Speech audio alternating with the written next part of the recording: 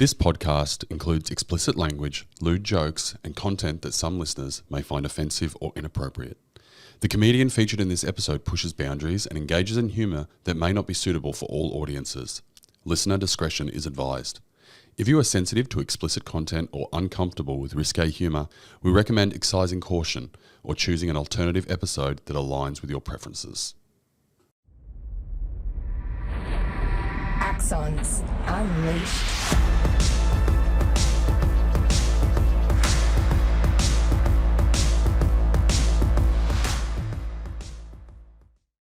G'day, ladies and gents. Robbie Turner's my name. I've got my main man, Luke, here. We're back in the podcast studio. It's been a few weeks, I've got to say. It's been a We're little on a while. roll there earlier. What are we now? November 2023. I think we did like 4 or 5 podcasts like every other week. I'm like, fuck, I need a break. Give us a breather. Not a break from you. Mate, we just got back from our little yearly retreat. So those that have been following us recently, sort of seen, we went down to a big house down in the Byron Bay hinterland. We did yoga, we did breath work, we did personal development, we did ice baths. Fuck, it was funny seeing some of the crew in ice baths jump in and then jump back out again real soon. What an incredible experience, mate. Like, I'm still nimble as a brick, so yoga was a bit of a struggle. But the rest of it was absolutely fantastic, mate. We really, really enjoyed it. Good stuff. And then, we're sort of back behind the... You've literally just flown in from Sydney this morning. Yep. Big storms here in the Goldie overnight. Flight got cancelled. Up at Sparrow's Fart. Yep. Dragging the missus in the kid. Fucking 6 o'clock flight. Bang, here we are now at 9:30 and you're in behind the podcast. Doing the travel shimmy, mate. It was you do not full stop. I've said this all the time. And, I love all the guests that come onto the podcast. Yeah. Some of them I know a little bit of their backstory. I think like one of the last people we come in with our very good friend Heston Russell, of course, and obviously I know a lot about his story. But every now and then we have someone walk in the door that we have never met before. I literally was just looking at this guy's Instagram and his reels and stuff a little while ago. I'll get into the story shortly about how this guy got to sit with us. And everyone's a veteran. Everyone's got their own story. Everyone's like doing something now. But we've never had a stand-up comedian here before. I mean, we try to be funny every now and again. In our own lunchboxes, you and I are both bloody comedians for sure. But we've actually got a genuine comedian in with us today, Mr. Jarryd Goundrey. Welcome to Axon HQ, brother. Thanks for joining Axons Unleashed. Well, Thank you for having me. Hey, what a beautiful office. When you're a comedian and you go around, you do a lot of podcasts, right? Sometimes people are like, hey, can you jump on my podcast? And you go, yeah, no worries. You rock up to the house and it's just a phone sitting in a coffee cup. No. Yeah, this is the studio. Don't get me wrong. Axon started. We used to balance our fucking iPhones on an old bloody coffee box. So I know where you're coming from. Evolutions, bro. I walked in and this is like I'm not on the sea level. I'm on the 6th floor. There's like lights, there's cameras, there's action. Water views. This is, I appreciate it. We were just talking about before. It's like when you do what I do, you're just trying to gather attention kind of all the time, which sounds a bit sort of like wanky, but like it's how you sell things. Of course. And then when you walk into a place like this, where like clearly you're doing the work, right? And it's appreciated because it's you've got to turn pro with anything before you turn pro like financially, that sort of stuff, right? So this is amazing. Fuck, there's a bloody quote for you. Yeah. and as much as you appreciate being here, mate, we absolutely appreciate you reaching out, taking the time. We had a bit of a chat beforehand and we're really looking forward to getting to hear your journey and the arc that you went on through your service career and what you're doing afterwards. It's a weird one. I mean, there's Before we get to that, we will. Yes. Hang on a sec. How did you find out about us? Because there's a little story behind that. Well, obviously I just do what I do on social media like all the time and then just get like flooded with people like, can you do this? Can you come here? Can you come do this? I, a while ago, have like adopted like a yes strategy. Yep. Where I'm like, awesome. if I'm there and it's within 3 hours, I'm doing it. So it's like, Gold. can you do this? It's happening. Yes. You've just driven here from Toowoomba? Yeah. I was in Toowoomba Axon last HQ, night. Gold Coast, bang, Toowoomba, here we are. Exactly. I'll be in Coffs Harbour tonight. And it was like, it's just doing a show down there tonight. getting ready for a show on Wednesday, Thursday night, before doing a whole bunch of other shows. But it's just like, if you can be somewhere and you can put yourself into the slipstream of more everything, take the opportunity. Talk about the travel shimmy, mate. You're shimmying around for sure. I've been touring Australia, so it's my first actual full-time sort of tour where it's just me. Yeah. So when you are a stand-up comedian, you spend a lot of time doing it for free, and then finally people are like, hey, would you like to open other people's shows which is very difficult. Like I open for Jamoan quite often, Right. which is great. He's a funny fucker. He's a funny motherfucker. Yeah. But then the audience, you get 200 people in a theatre and they're like, yeah, I can't wait to see Jamal. Yeah. And they're like sitting- the opening act better be half And decent. then the lights come down, they're like, welcome to the stage, Jarryd Goundrey. And they're like, he's not fucking Jamoan. He's not Irish at all. And I'm like, g'day guys. And they're like, have you ever been to the Boozer? And they're just like, what the hell? Which is super difficult to do because, you're comparing against someone else's expectation. So then like, that's awesome. And you grab that opportunity by the fucking horns. And then those audience become your audience. And that's super exciting period of time. And then sooner or later, you got to be like, I'm going to do it. I'm just going to fucking do it. Yeah. And that's where I am right now. And it's been going better than I thought it would. Awesome. So good, It's man. great So to good. hear. Fantastic. But yeah, I mean, I wish it was a montage. Like when you plan a tour, it feels like a montage. You're like, I'm going to be here, then I'm going to be there. But really, it's just like, where's the next fuel? Is there a stop? I need a pee. Like you're on the road, right? Yeah. It's kind of rock star. It's awesome. That didn't go anywhere near where I thought it was going to go. Daniel was telling me when we were looking at each other's timepieces in the toilet that That's your a really wife, dodgy statement. really fucking dodgy statement. That's a really dodgy I was statement. standing next to me. He goes, mate, that's a nice watch. I'm like, why I'm are not you wearing fucking, one. Why are you looking? Nice wrist. Daniel said that you did or have or used to work with his wife, Jags. Oh, yes. Yes. There you go. And then That's how it works. Jags was like, oh, and then Jags came to you, Daniel, like, oh, I've got this funny fuck at work. He's like, veteran, blah, blah, blah, blah. So that's the story that I found out 15 minutes ago. We used to work together at QT Hotel on the Gold Coast when I was a young hospitality. That's what I thought you were going to say the first time. Yeah. And by the way, good luck on that. Well done on that. Jags is a fantastic. Oh, yeah, she's fucking, he's Just punching. quietly, way hotter than you. You can't see him out there, ladies and gents, but I assure you, Jags is way hotter. You would have a big wallet or a big dick. Like one of those things is off skew. Normally my wife would be like, you shouldn't say that. I'm like, he's a You said comedian. it, yeah. It's just jokes. Everything here is just jokes. And Daniel's like, No, I I'm don't sure have you're a big good wallet. listener. I'm sure you're a great listener. Yeah. So, mate, thank you so much for connecting with us. Like, it's unusual for someone just to be, out there trolling on social media and then they trip over us and like, oh, I want to fucking go on this guy's podcast. There's 100%. always a connection in some way, shape or form. And interestingly, and I'll get to in a second, that Hesto was one of your, lead lieutenants up at Tuaria back in the day. So we'll get to that in a second. Yeah, Cool. his nickname was Heston the Molestin. Oh, all right. Well, I don't know if he knows that. So, I mean, we said that in like the cages and stuff. well, the good news is it's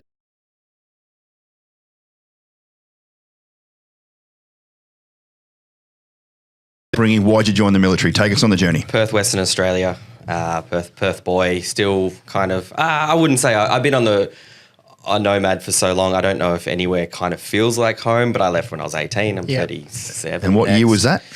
2005, 2006. Yep. And loved Perth, Western Australia. I'll tell you what, like a lot of people join the army or the military in general for a lot of good reasons. And they're like, fuck yeah, I want to do this sort of thing. All of my mates were becoming plumbers and electricians. Yep. There wasn't much to do in Western Australia, and I was just kind Still of... isn't. Still isn't. I was kind of a bit lost. I Lots was of like... sharks too. Fucking Heaps sharks. of sharks, right? And, the thing is, I grew up surfing, right, and everyone around me surfed. And over there, they have this thing where if a shark attacks you, they'll go out and, like, hunt the shark down, which is very controversial. But if you grow up surfing in West Australia, you're way more likely to be attacked by a surfer than a shark. Like, I think they should go to the pub, hunt them down. The beaches will be way safer. But that's a good bit. I'll write that down. That's a good bit. I didn't know what to do. Yep.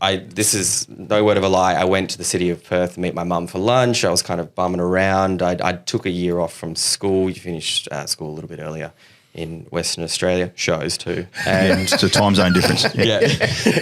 12 years. I went to meet my mum for lunch. She said, sent me a text message, I'm going to be an hour late, kill an hour, hard to do in Perth. And I was literally standing in front of the Army Recruitment Centre. And I was Yeah, like, wow. High Street. You need to come in here. And I was like, I looked in and I was like, well, this could kill some time. Couple of years. Did. I just walked in, for 7 years. I walked in, I picked up like one pamphlet. And I was this dude just came over with this chin and this awesome chin. So manly. Like, yeah, it was like in his pollies and stuff. Yeah. You know, I had a mullet. Like I was like 18, I had a mullet, right? And I was like hungover, and he was just like, It was a Tuesday. He's like, you thinking about joining the army? And I was like, nah. And he's like, do you want to watch this movie? And I was like, how long does it go for? Was it Saving Private Ryan? No, it's that one, and then it was that one, you know how they make those cuts together, and it's like shooting guns, helicopter, mopping the floor, rugby, and it's got this music over the top, like I love music. and I'm just like, oh, fuck, what is this job? And he was like, cool, what do you think? And I was like, nah, look, I'm just going to meet my mum for lunch. And you learn this later in life that maybe Defence Force recruiting might lie to you a little bit. And, Just stretch the truth, I think, a little. This bloke got up off his desk, right? He shut the door behind him. He looked through the blinds to make sure no one was around. And he goes, mate, you're a young fella. He goes, do you know how much fucking pussy Is that what he said? you'd get if you're in the army? Jesus. And I was like, fuck, mate. So I'm I just not joined the even army. laughing. I was like, what's the catch, man? 8 weeks later, I was showering with 87 dicks. And I'm like, dude, bro. I'm like, you got me. I'm like, you fucking nailed that. Good stitch up. I was still standing there like day 4, just like at attention with a shaved head, being like, any moment, bro. It's coming. It's going to be raining pussy. in this The place. tsunami's coming, I'm sure. So, and that's all I joined for. I didn't know anything else. I kind of saw this. I was pretty lost, just young and lost. Yeah. No direction. I knew I wanted to do something. I thought, when you feel like you've got something in you. Yeah. I had drive, but I just had no direction to put it in. And then I just saw this thing. I was like, if I sign this line and I do this weird medical where they look at my butthole, and then like I do this couple of things, I can, when you're playing cards and if you've got 7 cards and your cards are shit, you can throw them in and you can get 7 new cards. Yeah. I was like, if I sign this line, I can get 7 new cards, Yeah. and I can my life was just different. Yep. So I did it, and then I was like, fuck, this is Different. I've heard some joining the military stories before, but that's up there in the top 5. Like that's up there. I didn't even know anything about the military. Like I think at one point I was maybe going to join the Navy, which I'm glad I didn't, to be honest. Like that seemed a bit weird. Too many Bit showers stinky. with. Too many, yeah, mate. You're going to get heaps of pussy. Yeah, if it's you like join the then you Navy. get 120 cocks. Anyway, and that was the whole thing. Like I wish I had a better story where it was like, like grandfather was like in Gallipoli and I just wanted to uphold. Nah, didn't have any of didn't have it. at what all. was basic training like besides the Helmet Fest? You rocked up at Kapuka. What was that? It was wicked. 2006? 2006, yeah. It was middle of winter. It was fun, man. It was cool. Because it's like, they just started yelling at it. It's so funny. Yeah. Right? I was pretty switched on. I was like, I need to shut the fuck up and just do this, right? And I saw other people, you know what they're like. They either want to be too keen or they want to be like too goofy. Yep. And they just cop it. And I figured out quite early. I was like, The grey man. Grey man. 100%. Yeah. And then just like when no one cruising. was around, like that's when my time to shine was, And I didn't really realize that at the time, but I was like, when I became a comedian, all my army mates were like, yeah, that makes sense. And I was like, what do you mean? And they're like, you were the guy, like cowardly behind everyone's back, being like, yeah. And I used to do the impressions and stuff. Yeah. Like I had all the drill instructors' voices down, and I was like forming people up and making them march around and stuff and doing their voices and that sort of stuff. So yeah, and then posted out to Singo, posted out to 2RR, fucking mighty 2RR. Yes. And yeah, it's fantastic. We're I loved going it, man. to Townsville. We We'll be are. on a plane on the way to the airport in 48 hours going up there for our... I was just there last week. It's fantastic. Yeah, Yeah, good. went back to the Awesome. base, saw the museum, did a show there, fucking sold it out. It was the biggest show I've ever done, which was Wow. fantastic. Oh, that's Yeah, so 100 cool, man. 120 people. The place fit 100, so we crammed another 20 in. And No fire marshals. You marmaladed them in. Mum brought her mates, which is good. So, I mean, I like Townsville. It's a weird place, but I thought before I joined the army, after that guy said this, I was like, yeah, cool. Finally, when we get to Townsville, that's when we're going to get the puss, yeah. right? And then you get there and then everyone hates No, you. mate. Yeah. And there's 5,000 cocks. Yeah, like my missus now, she's from Melbourne. She's a pretty big feminist, right? Which I love. And she's like, you wouldn't know what it's like to be yelled at from a car. I'm like, lady, I had short back and sides in Annandale. Fucking sit down. You know? Just chill out, bro. I fucking copped it, right? I've been called an AJ at 110 Ks. Mate, when you started going through, was there a point in time, like, obviously you had fun when you went Yeah. through your basic training. Was there a point in time where you sort of started to realise, shit, I'm actually in the real army? Because it's hard. Yeah. It's difficult. It's acutely hard. Like I've Yeah. done things in my life that are like a grind, but like the military is acutely difficult. Yeah. There are times when it set me up for success. What I loved about the military was seeing 1,000 people go, I can't do this, and then they did. And do it, yeah. That's like the biggest reward I've ever got in my entire life. Once you start getting in, I think it's probably an underrated part of the military, but you sit in those auditoriums and you learn about the history and like what everyone who has come before you, good and bad, has experienced. We were talking about before, Heston Russell's dad was like, don't let them treat you like they treated us. And it's like, we're all part of this culture, and it's on us as well to push that to the generation forward. But slowly sort of like getting that to seep into you whilst you are doing your training. Yep. Builds that, I guess it's esprit de corps and all that sort of stuff that they talk about. But you are a part of something bigger than yourself. Especially if you don't have an inherent family background. Like you had no idea you were going to join. I was in the same boat. The only family connection is my great-grandfather, the famous picture of the 11th Battalion sitting on the pyramid is Frank Goundrey. My granddad's father is on there. We can pick him out and all that sort of stuff. Awesome. That's cool. Then the whole family just took a few generations off until I came into the mix. I'm like, all right, I'll pick it back up. I'll give it a go. See if the I'll still go there. Let's go. Audio, who's pissing in her mouth? Tell us about your transit. I mean, any highlights about being up at the battalion? I mean, I loved it. I mean, I spent most of my time and got promoted through mortars. So nice. A lot of sport company time. I mean, I joined 2RAR to be like, when they give you all of the battalion breakdown, they're like, these ones are in fucking motorised, these ones are mechanised, and 2RAR's in helicopters. And I was like, yeah, giddy up. Like, that's beautiful. what we want, right? Hallelujah. I was Less like, I walking, saw mate. that. They're like, Townsville's shit. And I'm like, nah, but we won't fucking walk anywhere. We're going to be flying around. And then we get there, and then they didn't have any choppers. Because they were all in like Timor, they were all over the world, right? So then we were in like Unimog trucks, and we had like that long string with a what's that, asylum stick? Is that what it's called? Yeah. On the end, and one of us had to swing it around, like, and like the youngest dude in the section was like, "Make the noise!" Like, Fuck me, improvise, adapt, and overcome. See, mate, I loved it. You think that's a downturn story, but you're now in my playground, mate. You're talking about trucks. Trucks, yes. Mate. Truck officer. Yeah, mate. No army without trucks, mate. You know. Were you always a bit of a funny fucker? I mean, it's definitely now that I'm allowed to be. Yeah. We're like, yes, You're paid to be. Like you have to be. Well, paid's an interesting term, but it's pretty brutal out there. But go back to the battalion, loved it. I thought, and 2RAR was doing great things at the time. When I first got in, there was a big rotation that had come back from Iraq. We went into Alpha Company, and we had all these diggers that around us that had been done stuff, and we were like, cool. Like I was just like absorb all of their information. Yeah, it was great. And then into good training. Then I went to Timor like opposite, like really early into like there's a whole group of us. We were like leads. We went to Timor, and like that was just wicked. I mean, if you want to do like good patrolling and good sort of like section go to Timor. You learn like a lot of empathy, which I think is an underrated skill for soldiers, like dealing with locals and dealing with their problems and understanding it and trying to get whatever you need to do that particular day across without just it is really good skills for young soldiers to learn. So I'm glad we had that early. And hopefully no one was playing a trick on you that I just heard where someone said, no, you need to carry your shit around. Yeah, that's a banger, isn't it? Yeah, it's a fucking banger. Like, you fucking idiot. Jesus. I fucking love the old Ziploc bag. Fucking. Yeah, we all do it.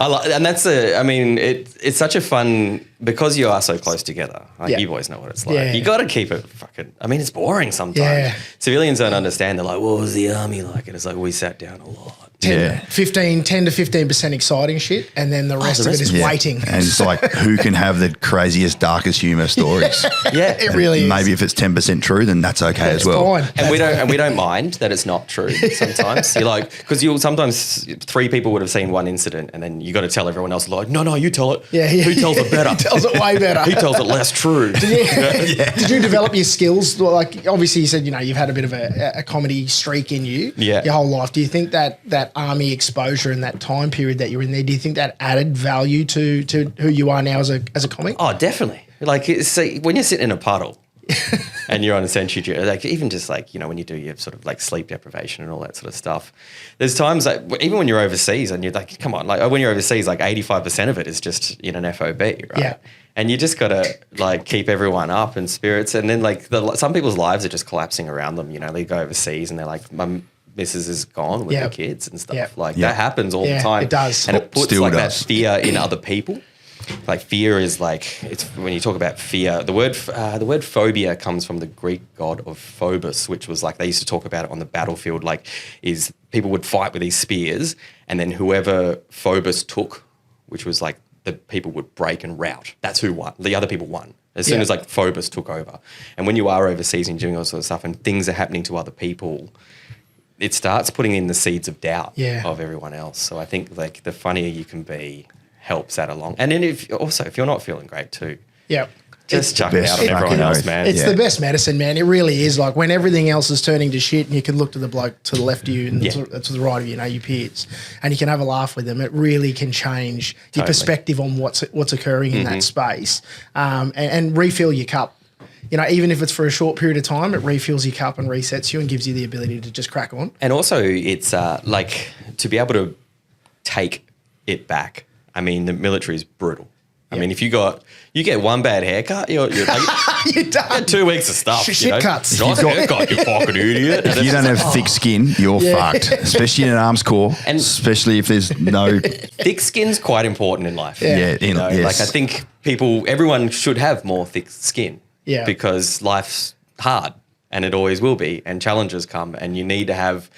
resilience. Fuck yeah, right? Yeah. Like everything good is past things that are bad, right? Yeah. So if like having that thick skin, and then like later on in life when I started doing comedy, you get heckled and stuff, or people that's like hard. That's a very difficult thing. I'm a heckler. Yeah. I fucking love heckling up on stage. And I love being heckled. Yeah, it's great. I'm like, you want to play the soul game? I'll take yours. You paid for this. There's going to be tears and they're not mine. Yeah. Like 6 years later, you'll just get a memory and you're like, oh, that's right. That was in front of my friend. Shiver down your spine. Like, I don't mind at all. You go to see like someone really famous like Rodney Roode and you're busting for a piece and you're like, you cannot get up. Because as soon as you stand up, you are fucked for 30 seconds. Exactly. Gone.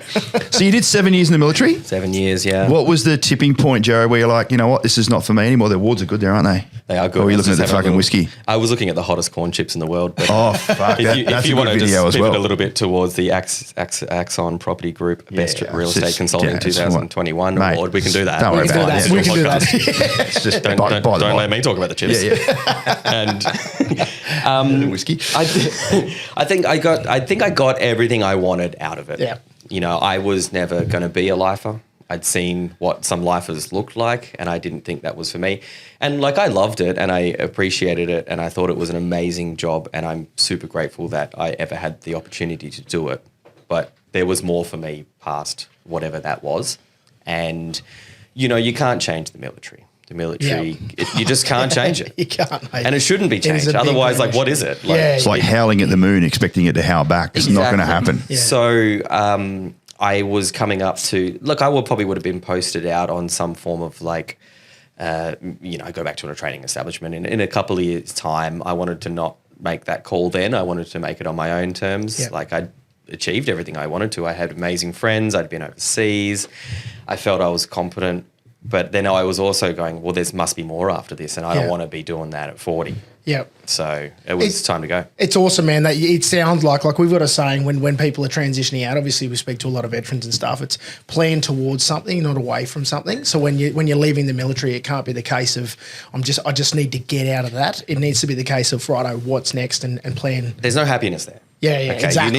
You need to be walking towards something and not away from something. Yeah. Okay. Yeah, If you're just escaping the military or walking away from it, you need to know where you're going. Yeah. Otherwise, you're in the fucking wilderness. Yep. And then as soon as all naked the things, and afraid. Exactly, right? And when you're in the military, you're like, I don't want to be in here. But you have all of those great things. Like you have your friends, you have people to talk to, you have job security. Yep. You have money, right? And then when you walk away, like being a civilian is harder than it's...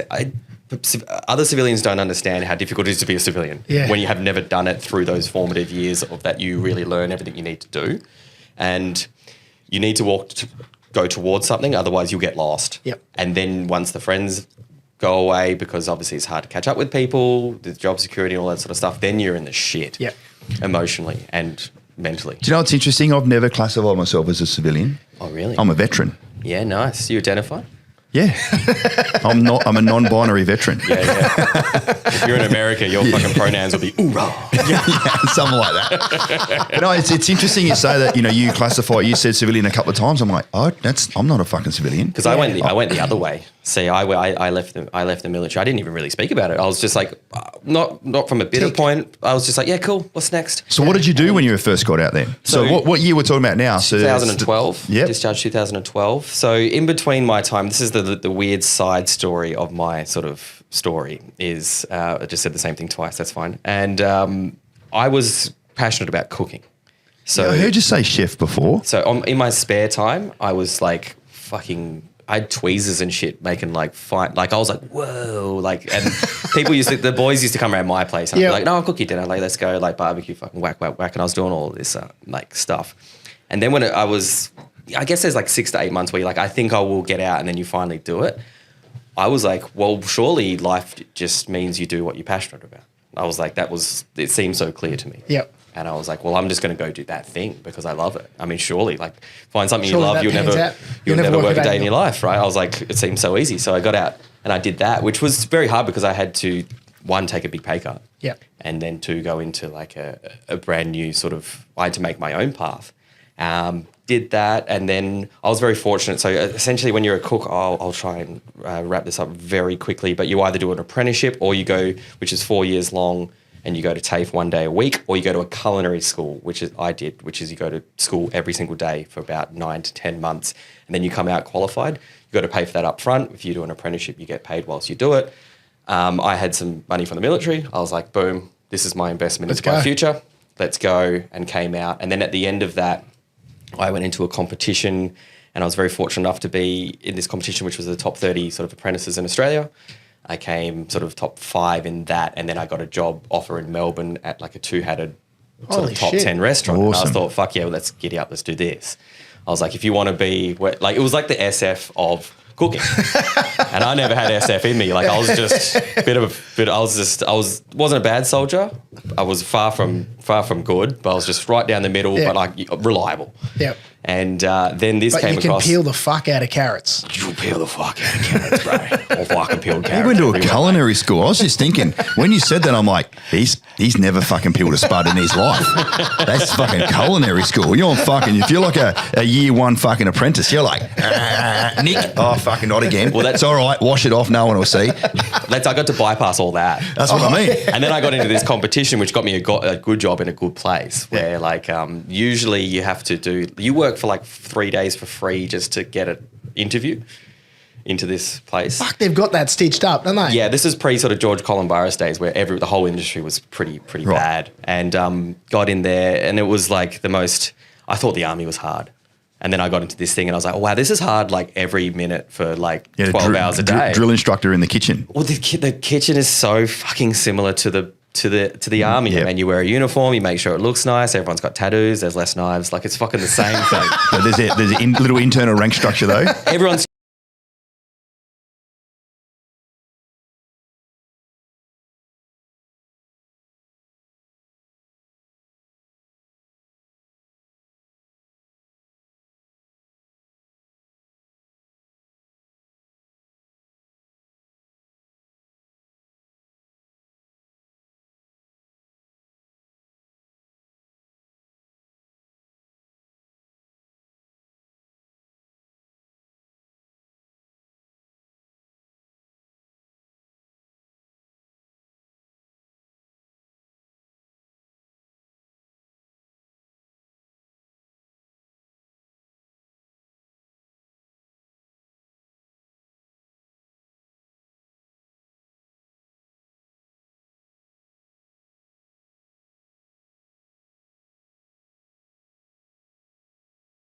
this, bro. He's a nice bloke. Clarity. Yeah. I'm like, he does. Clarity. I'm like, what do you mean? Like this is easy. Like, and everyone else is crying. I'm like, no, I'll fucking get up there. And smashed that. Did that for a couple of years. Then I decided to go to another place. So this restaurant was so crazy that it was like I think they only did 8-course meals, and it was like dinner for 2 was like $600, which is like mental. And this is when I first started to like lose the passion with it, because I thought I'd done this thing on the side. It was super great. And then I went to this amazing restaurant thinking, I'm just going to cook for people who are grateful. And then in that scene, it's all just like, dude, Asian businessmen, fucking rich people, and like rich guys with their escorts and stuff. They don't even fucking look at you. Yeah. And I was like, oh, maybe this is just weird. And then I realized that all chefs were doing it for them.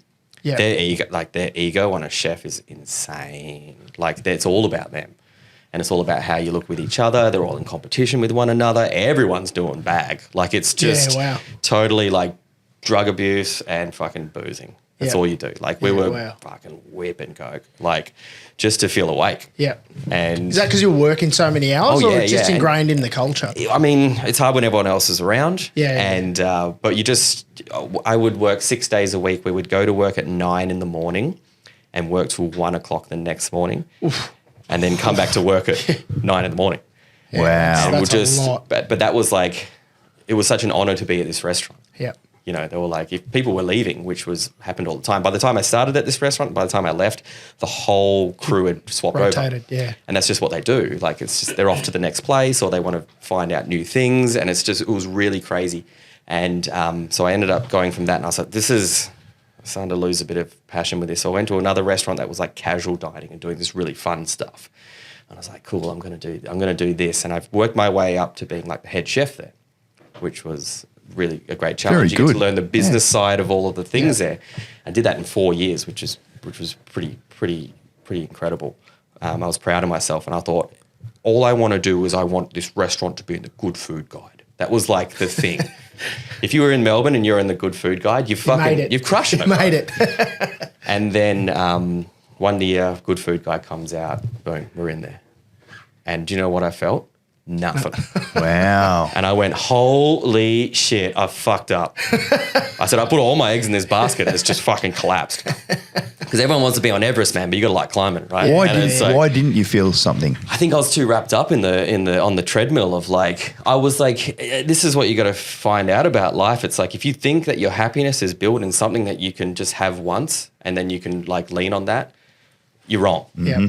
Diggers do that all the time. Yeah. You go to an RSL, fuck, there's blokes there that just talk about this one trip they went on, and that's their entire life for 50 years, right? And I did this thing that I was like, if I get here, I am worth this, and I wasn't worth that anymore, and I nearly had a mental breakdown. Yeah, wow. Because I was like, shit, now we're busier, and there's expectation, and I was like, I don't know if I really like this. I was just liked working towards something, and then I had it in my hands and it just fucking evaporated. Very insightful. And I was like, shit. I thought this was going to be way lighthearted, but no, you know what? It's good to be deep because we're going to fucking come right back up out of it. And I was like, fuck. So I did what every good bloke does. I just hit the booze. Yeah, excellent. Great outcome. I was like, oh, and I was just like, cool. Just like ran ragged. And then I was just like, eventually like something happened. And what else along the way about achieving this goal and working so much is I just worked everyone out of my life. Like I had a couple of girlfriends, they come and go, no time for them. I didn't speak to my family in fucking years, really, outside of like birth, just stuff. I was just this guy that was working and doing lost connections. And I was like, don't worry, I was putting posts up and shit, and you're getting those fucking little red notifications. Geez, they feel good, but like they're not anything. No. They're not real, tangible, like happiness. And then when it popped, I popped. Yeah. Like I'd been in the military for 7 years. I've been doing this for, at this point, about 6. Like for a decade, I'd been pretty at it. Yep. And I was buggered. Yeah. And I fucking had to take some time off. And I just took some time off, got on the anti-Ds, got fat, drank still. Yep. And just became pretty miserable. Wow, in that's that interesting. time. And then my mate said, dude, he goes, you're a great chef. I said, yeah, fine, cool. Who cares? And he goes, I'm opening a cafe. Do you want to work in the morning? We get you in the morning, like whatever. You can just do your thing. Flip a couple of eggs. Couple of I banjos. I said, I think I need a bit of a... How good's a banjo? I think I need a... Banjos are so good. We should make a business idea. Banjos. Axon banjos. Yeah. Even if they're cold, they've got barbecue sauce on them and you don't even like barbecue sauce, you're like down the range, it's When your you're first wet and meal. hungry, Fucking banjo. I was just like a sad piece of shit, flipping eggs, thinking about past glory. Oh, I used to do this. I used to work here. I used to fucking and talking to young people that were coming through, being like, oh yeah, mate, I fucking worked here. You're not now. Yeah. You're not now. You don't manifest what you want. You manifest what you are.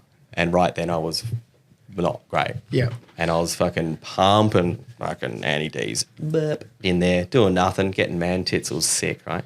And then we were working, and we used to work on to a Tuesday. We had Wednesday, Thursday off, and then on Tuesday nights, just 4 doors down, there was this open mic night, right? So we used to go down there and we used to hook beers and watch these train wrecks. And were you a heckler? No, I was just in awe of what the fuck this thing was. Yeah, cool. Right? And I never had comedy on the radar at all. I didn't even think it was a possibility. I thought it was for like nerds that went to like acting school or something, and then they decided to specialize in comedy. Up. Instead, it was just people with mental issues at pubs. And I was like, oh yeah, sign me up. And I was like, dude, I'm overqualified. Like, what are you? You're talking about mental issues. And there's a piece of paper on the bar, right? And there was a word that said the date, and then a bunch of numbers down to 1 through to 25. And you just rocked up early, and you write your name down, and you get 4 minutes on a stage with a light and a microphone, and that's it. And there was people there to watch it, like people having beers. It was insane. Like everyone was dying, and we thought it was the funniest thing ever. Like I'm fucking balls deep in like antidepressants, being like, this is the only time I've felt anything. And I watched that for like 8 weeks, and then I don't know, it just started in the back of my head was just like, because I was funny at the time too. I was so sad.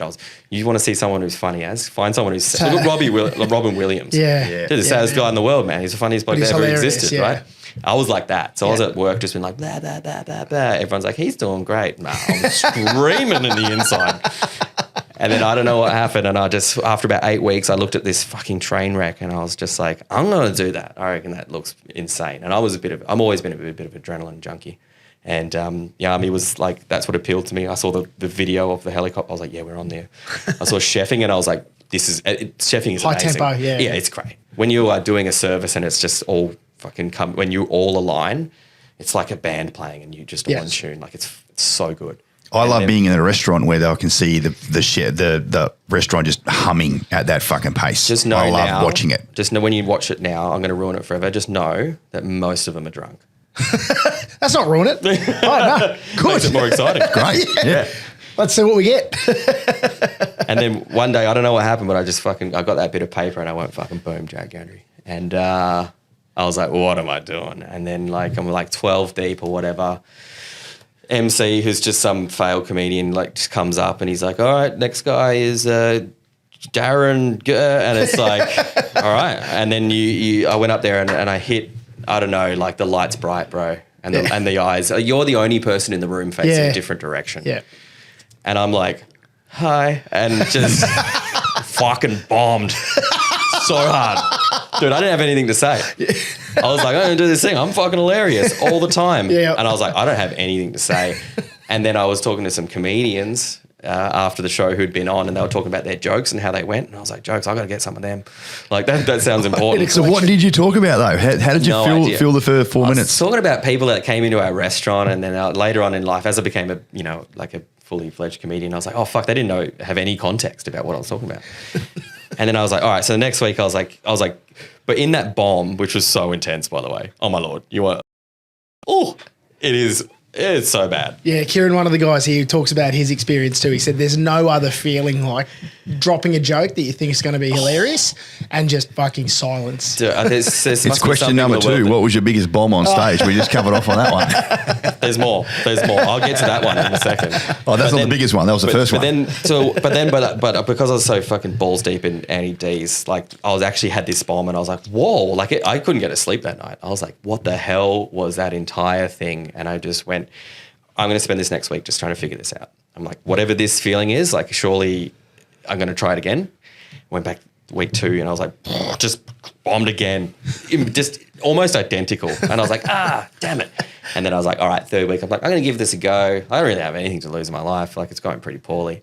And I don't know what happened in week 3, but it just worked. And I was like, that's cool. That's and I just went awesome. back every week for a year. And I was like addicted and hooked. And I was like, wow, I just made something from my brain and I put it in front of strangers. And like it felt really, really good.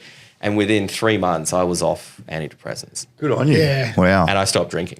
Yeah, wow. I still have a beer, like, Yeah, but yeah. I was like, I wasn't drinking for any reason, and I was Yeah. like, this thing that is so malleable and weird, and it's up to me, and there's no path in it, and I was like, that's exciting. Yeah. And I just did it for like years straight until someone finally went, hey, do you want to open this gig? Like, we'll give you $50. And I was like, you can earn money doing this? This is silly. What's the catch? And they're like, the catch is there's 4 people in that room and the Greyhounds are on. Yeah. And we're going to turn the Greyhounds off before you get on. I was like, challenge accepted. Love that. Sweet. And it's like, yeah, comedy's like you got to find a key to a lock, and every audience is different, and it's a different lock every night. Yeah. And you got to talk to them, and you got to like jab them. It's like boxing in a way. You jab an audience with some words, and then you find an opening, and then you just exploit. And it's really Love it. cool. Yeah. And I was hooked ever since. And then I just did it fucking 5 nights a week, 10 times 5 nights a week sometimes. Wow. Yeah. Shit. That's It's similar to when we do the Facebook Live. Yep. Like that's holding people's attention. What do Yeah. we have? 30, 40, 50 people, routinely dialing in. Yep. And sure, we talk about property, we talk about joining the military, we talk about separation, but there's a lot of fucking humour in there as Yeah. well. Do you get nervous when you do that? I used to get really nervous, but no, not anymore. I don't give a fuck anymore. Like seriously, I'm like, it's my fucking live. If you don't like what we're talking about, Fuck off. jog on Yeah. or fuck off. Either way. But yeah, so a little bit, but not really. Like it's well, the saying goes, it's good to have butterflies in your tummy. Just make sure they're flying in the right formation. I've never heard that before. That's Fuck really me. cool. I've heard Yeah. that. I've known that since I was like 10. Yeah, right. Yeah, you can use that. I will. Probably not that funny. I'll give you 10% Make it funny. each time. I don't want anything. But I think I'm yeah. too stupid to get butterflies. But it's to anymore. hold people's attention, to hold a conversation. It's like us being coaching as well. You've got to be able to be involved in the conversation. It's almost like what we're doing now, but Yeah. I'm like, what am I going to ask next? So there's always got to be like a little thing. So yeah, the journey you go on, but I totally can connect with what you just said. I get off the Facebook Live a lot of the time and you're like, how'd it go? I'm like, I don't even know what we spoke about. Yeah.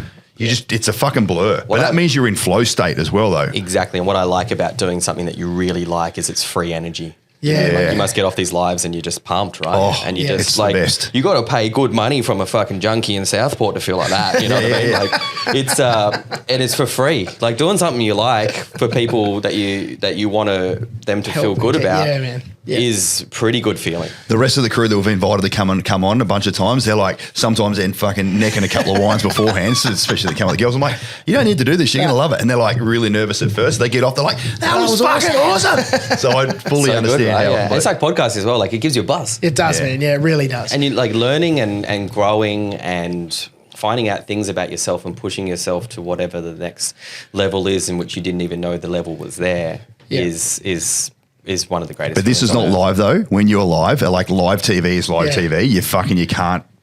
That's certainly being up on stage is the neck know, level, it's even more. I'll tell you how it feels. So every time in life, I feel like you are either thinking about the future or thinking about the past. When you're on stage, you cannot think about Can't anything be else. honest. And it's like sometimes, only like 1 in 100, does it feel like sometimes you are talking, it is going so well that you are like thinking about the next thing you're going to say whilst you're saying the thing that you're saying. You kind of watch the audience and you watch their faces while they're having a good time, and time doesn't have any meaning. Yep. Yeah. Sometimes That's cool, it's a light speed second, and sometimes it just flow mellows state, out, man. bro. It's when you're in flow state. And it's like sex is good and drugs are wicked, but that is insane. That is absolutely different. lovely. Just different. Yeah. Hey, when you one of the things I love about podcasting and that sort of stuff is allowing people to share their story. Sometimes it can it can assist people in a way that we have no idea about. Like when you're reaching out and touching and sharing your story. And I love the fact that you were talking about before your sense of purpose and how much that impacted your life. Can you just go into that a little bit and how that kind of shifted where you were heading, what you did? I mean, I guess in a way I don't want to say I'm lucky because I've worked for everything that I've done, but I found something that I wasn't looking for. Yep. But you don't pick your purpose, you pick your sacrifice. And excuse me. And when I found this thing that I wanted to do, I was like, I need to do this forever. Yep. Because when we're all 70, no one fucking cares what you've done in your life. Yep. Ever. Like you could be amazing and then you talk to your kids and they're like, you're an idiot. Like doesn't matter. You've only got your own life, right? So do what you want to do. So I found what I wanted to do, and then I figured out if I want to do this all the time and then I want to get to a point where I can financially be viable. Yeah. I'm going to have to sacrifice. I'm going to have to sacrifice everything. I'm going to sacrifice my security. I'm going to sacrifice my financial security. I moved from a house into a share house because I was like, I need more money to do this thing for free, right? Yeah. I had to give up. I had to allow the fact that this might have not have worked, and I had to be okay with that because if it didn't, I still had the process and I still had the journey. Yeah. And I had a deep look at myself, and COVID was actually really good for this because I had this thing and I was just grinding at this fucking thing. I was like, comedy, we're on here. And then COVID happened and I was like, I had to look at myself and I'm like, Jarryd, you're not doing the same thing again, are you? You're not doing the chefing thing again. Yeah.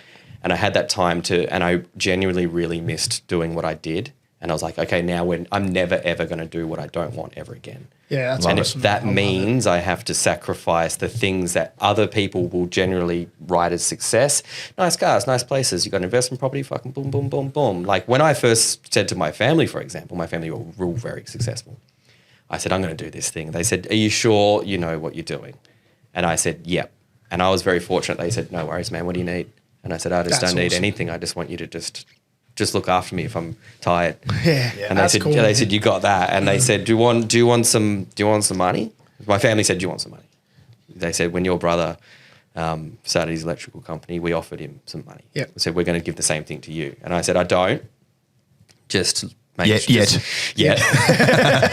Not saying no, not yet. And they were just like, I was like, all I want is your understanding. I'm like, this is going to be difficult and it won't look like it's going well for a long time, but I need to go and do this self-apprenticeship and I need to die and I need to be embarrassing because what I want from this is behind that. Yeah. I need to be terrible at this thing and I need to flip a coin and see how it goes. And all I want is your support. And when your friends ask you how I'm going, you just get in my corner. And they said, you got that anyway. And I was like, done. Yeah. We're all right here. That's awesome, man. And having having that purpose, because I find a lot of people, they don't want to sacrifice anything. I think you should treat your purpose like a child. Like, you got kids?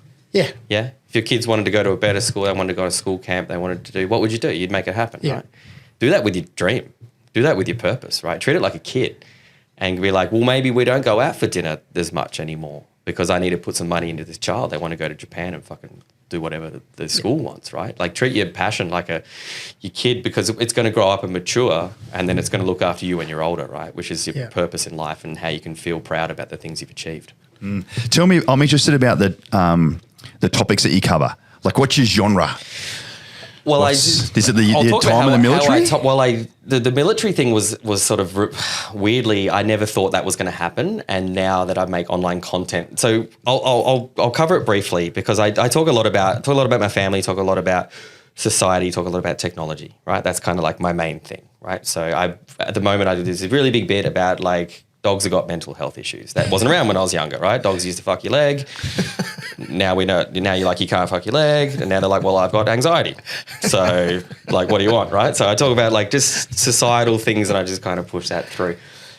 I was doing the Melbourne International Comedy Festival for the first time and I was like, I need to write a show. And I was like, why have this big life in the military that I was going to say, get up and identify as a veteran. Stories, right? Fuck yeah. And I hadn't identified as a veteran. I never won my medals. I didn't speak about it much. Once again, not from bitterness. I didn't even know where medals were. I heard you're like the country's most undecorated soldier. That's my little hook line.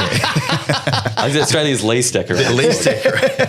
Because when you walk into like a bookstore and you look at the military section, it's like the fucking hero of this and the hero of that. And I'm like, we wake up with boners. And so I did this thing and I had all of these stories because like when I was with my my good friends at the pub, I would just tell military stories. And they were just blown away. And they're like, this is so fucking funny. Yeah. And I was like, well, I'm going to do this on stage because I need some material. And then I did a show called Incoming. It was my first show at the Melbourne International Comedy Festival. And I did 12 nights and it sold out every single one. But what really blew me away was that every single night veterans came. That's cool. Good. And they were like, there's nothing for us. They were like, this is amazing. And like civilians were like, is that what it's really like? And I was like, yeah. And veterans are like, that's what it's really like. It's that fucked up. And I was like, cool, maybe. And then I was like a part of something again. Like I not like you. I wasn't like I'm a veteran. I was like I'm a comedian. And then I did this thing, and then the vets came, and they were like awesome. And then every single night I was like having a beer after the show and talking to people. They're like, I'm from 6 area. I was a fucking truckie. Like I was like, people just, I'm in the Air Force. I'm in the Navy. And I was like, me? I'm not the guy. I'm not your guy. And they're like, you're our guy. Of course you are. And I'm like, one of us. I was like, shit. I was like, I don't know if I want this. Like, I was like, this isn't my role. You know, I just want to be funny. And then I started making video content, and I just made like content about the military, and it exploded. Of course it does. Wow. Yeah. That's And cool. everyone, you know, like, fuck, dude, like 3 weeks ago, these kids messaged me. They're like, can you come to our cadet unit? And I was like, what do you want me to do, bro? Probably not appropriate for a cadet unit. And I you got a PG and I said, dude, Putting shit in bags. Give me the captain's fucking email, and I'll talk. And so I emailed him and said, hey, one of the 14-year-old kids. But also, don't want to talk to 14-year-old kids online. Doesn't ever go well. Right? No. I was like, give me your fucking boss's thing. That's all good. So I emailed him. I was like, hey, one of the boys want me to come down. He's like, I was just watching your videos. He's like, yeah, come down. And I was like, okay. And I was like, I don't know. It's just been so random to be like, because I think a lot of people in the military like me didn't do a whole lot. Like some people did heaps of great shit. Yeah. I didn't do like that much, you know, like I was just kind of there, and I had all of these stories, and, you know, I love it. A lot of people feel that way. And I'm like weirdly there like Messiah. He's like, yeah, he did fuck all like me. But that's just funny as well. Yeah. And it's like, and I was like, now I'm this like weird leader in the industry. I was talking with Maddie Morris from Zero Limits about this recently. I was like, I didn't ask for this, and like now I'm here, and it feels good.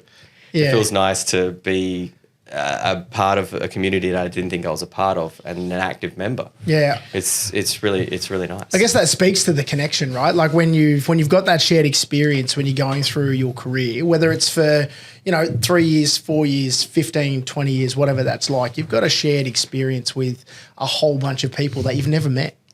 I know. You've It's been mental. You've been fucked over in the same place. You've all had the same pineapples up your ass, man. You've been dicked around in the same way, loved all of the same things, and got the same joy out of it. We have a shared value. Yeah. Which is, you know, as the societal structure breaks down and we're not in tribes any longer, and we have like, you know, things like patriotism and like king and country are leaving, this new thing of values is coming forward. Religion's breaking down, all that sort of stuff. Like we now have values, and veterans have the same values, I believe. So that's why we get around each other. And I've got a personal interest in everyone that after service, you know, I'd like to, I don't think about this often, but if anyone wants my opinion on anything, my opinion is you can do stuff afterwards. Yeah, like that's absolutely, chapter one, bro. Like, want to read Scar Tissue by Anthony Cletus? He's under a bridge for like ages as a junkie, like, and now he's this. Like, there's chapters in between, and just don't be afraid to write those chapters. Yeah, and if it's sacrifice and it's hard, go do it. And the fact you're going to spend more of your life as a veteran than what you did when you served. Totally. So I joined at 17 and got out when I was 41. There's 24 years, unless I fucking die between now and 65. Not letting that happen, mate. Which is teetering. Like I should be alive longer as a veteran / civilian than what I was as a serving member. I guess there's we'll so see. much opportunity. Yeah, correct. Roll the dice. Watch this space. I think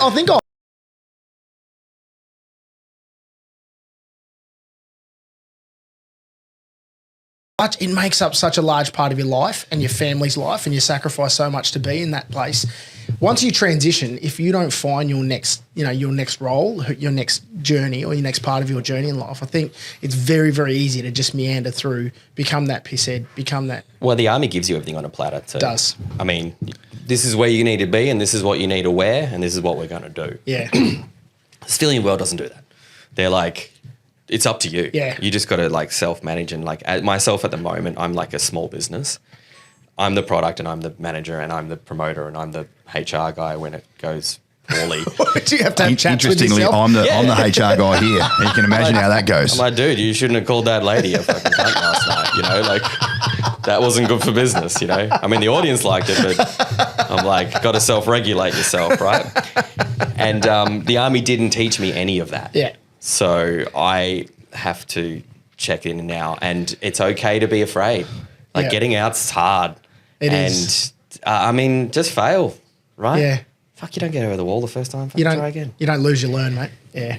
Yeah, and hopefully that happens forever. Like if you're not failing, then you're not really doing anything with your life, right? Yeah. If you're not going, I wanted this and I only got that, it's like, well, cool. Next time you've got to, it doesn't matter. Like just go again. Have another crack. Do you literally just drive around everywhere? How do you get moved from spot to spot? A lot of driving, a lot of flying. Yeah, right. Fly in, fly. I mean, I got to make the money's not great as a comedian. It's really interesting. You take what comes in the door.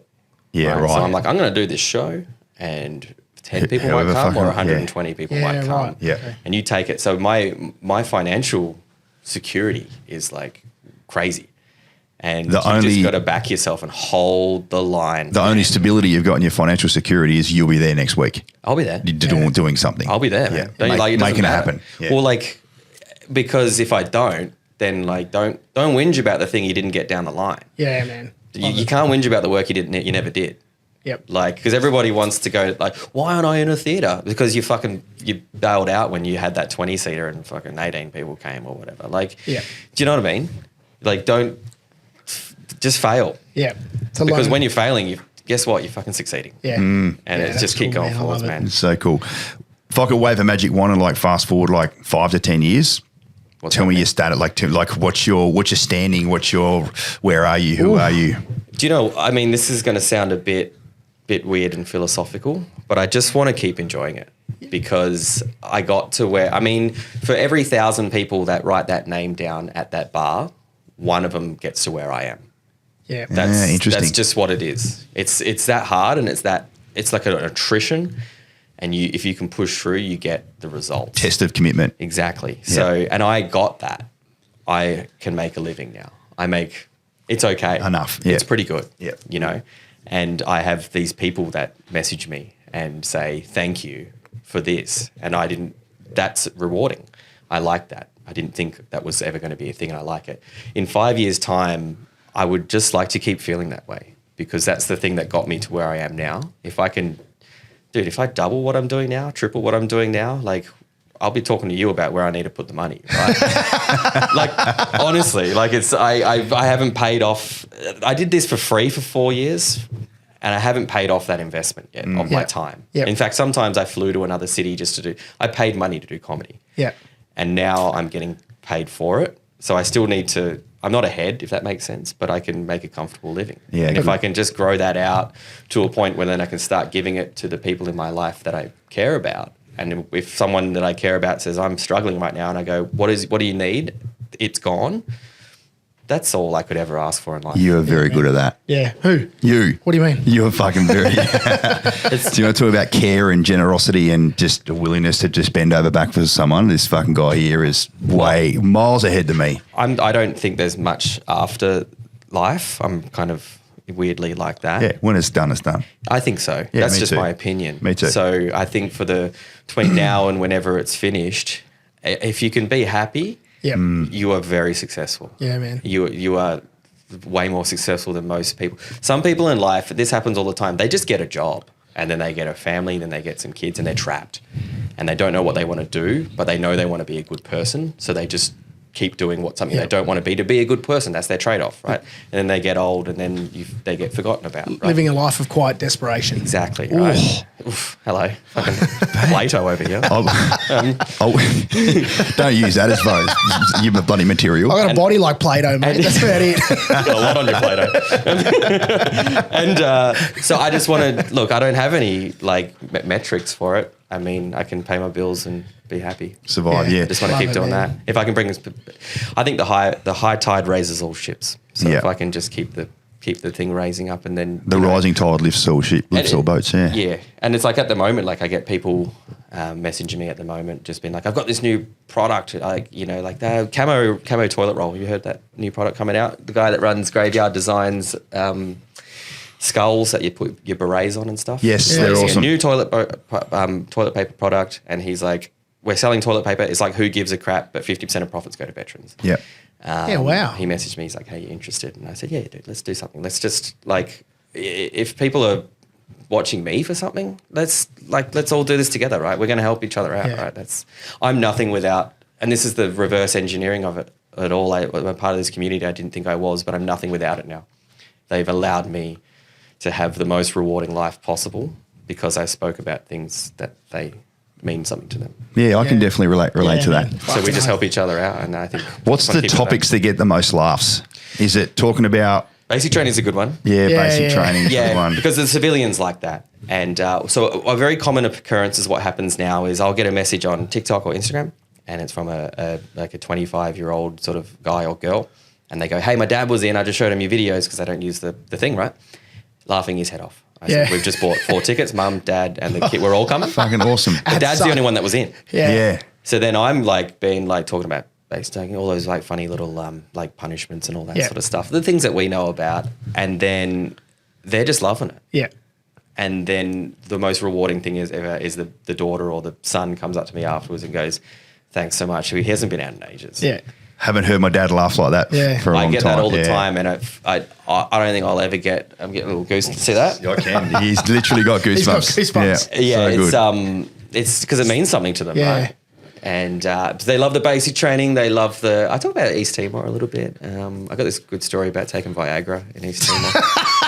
The guys stitched me up. So because we go to, that's what I love about Asian countries is you go there, like this place is, 2006, a lot of it was still burnt to the ground, but everywhere you went, there's still some guy trying to sell you Viagra. So we bought like 1,000. Exactly We bought what you need, 1,000 Viagras, right? Fucking 1,000. And then we were there for about 7 months, and one of the boys comes up to me and they're like, "Goundrey, before we get back to Australia, we're going to get a government chartered flight home." They're like, "We need to make sure these things work." And I said, "All right." I said, "Cool." They said, "Can you take one?" And I said, "Yeah, I don't fucking care." And we were doing nothing. We were sitting on base. I was like, "Yeah, I'll take one." So I drink one down with my protein, and because everyone's on the fucking protein. And Protein. and then they start pissing themselves, right? And then I'm like, "What's so funny?" They're like, "Oh, we already crushed one up and put it in your protein shake." So I've had 2 Viagras. Strap in.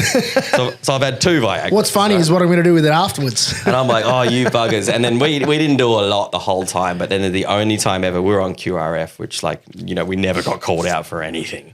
And I'm taking 2 Viagras, and then they're just like, boom, the radio guy's like, "We can't get in touch with this patrol."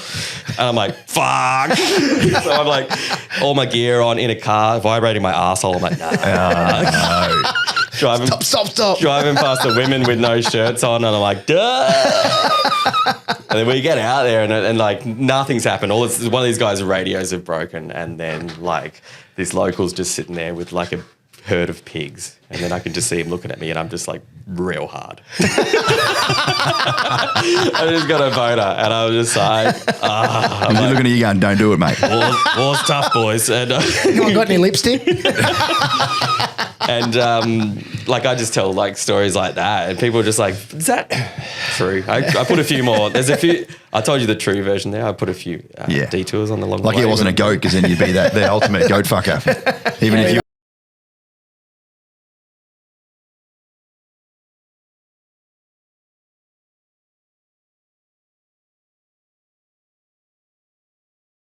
I talk about them a lot. I got a funny little New Zealand audience as well. I make some content about them, and they're all like, "Come over to fucking Nzambru," and just talk about just that sort of stuff. They love that, and then family. People love family. Yeah, they love it so much. And because when you are telling comedy, like I'm saying about my family, but the people listening are going, "That's like my dad." So you are talking about. Yeah, you're creating characters in it, and as you get better and you get better at writing, and you've failed so many times that you know what not to do, you can then write that context in and take people on a journey. And comedy is really interesting because you gotta so a joke is just a surprise that makes sense. Okay, you got to tell an audience something they already know without them knowing that they were going to know it before it happened. So it's all just like a trick. Okay, so comedy is you got to say a word which is the punchline that makes people have a physical reaction which is against their will. Yeah. Which is making noise like that's not up to them, right? It's super powerful, right? So the punchline is like you got to dig a hole and put spikes in it. Okay. Now the real art in writing jokes is putting the leaves on the trap. Yeah. And then make them go down another way, and then they go, "Fuck, you got me." And you go, "I just told you something you already know." Yeah. without you knowing that it was going to happen, and now you slap your knee and you go, it's true. I had no idea that comedy had a little bit of science about it. Jarryd Goundrey, you are a fucking interesting man. You're an interesting character. You're an inspiration. Yep. I'm going to come along to one of your shows. I'm sure everyone else that out there listening right now, if there's like 3 or 4 other people listening one day, where can we find you? How do they get in touch with you, man? Like, where do they find out your schedule so they too can plan Put my out? name into everything, and then you'll find it there. Daniel put a bunch of links in, of course. And do you know what? It's I think everyone can do this for everyone in their life possible. Like, because I'm online. That's where I do my business. I run my business out of my phone. Okay. Me too. If any one of your friends is doing anything online, it sounds silly, but like, use your thumb. And like, even if you didn't watch it, just give it a fucking like, right? Yeah. And then, because when you are going through the wilderness of online, what a lot of people do is see how many other people are liking it, and then they will determine if it's worth their time. So I'll see like a post and I go, oh my God, this thing's got like 50,000 comments. I'm going to see what's happening. Yeah. Or it's got a whole bunch of likes, right? So if your friends have a fucking massage business that they've started, and they're at the start of their journey where they're failing and putting up these fucking terrible posts that are just like... That used to be me. Right? But then what happens afterwards? You learn, you fail, you grow, right? So then give it a like.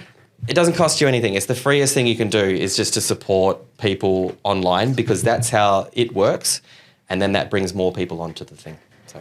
Mate, thanks so much for coming along for Axons Unleashed. Luke, did you enjoy that? I've had an absolute ball, mate. I think it's the first time I've had tears in my eyes in here that haven't been emotional tears. I've just been kissing myself laughing. But I love that you've actually got a really deep, sensitive soulfulness side to you. But then I guess, as you sort of said before, that allows you to just have that confidence to jump up on stage and just fucking be yourself. Keep being you, man. Thanks so much for coming in. Good on you, mate. Awesome, bro. Thanks very much for listening, ladies and gents. Hope you guys enjoyed that one. See you again soon.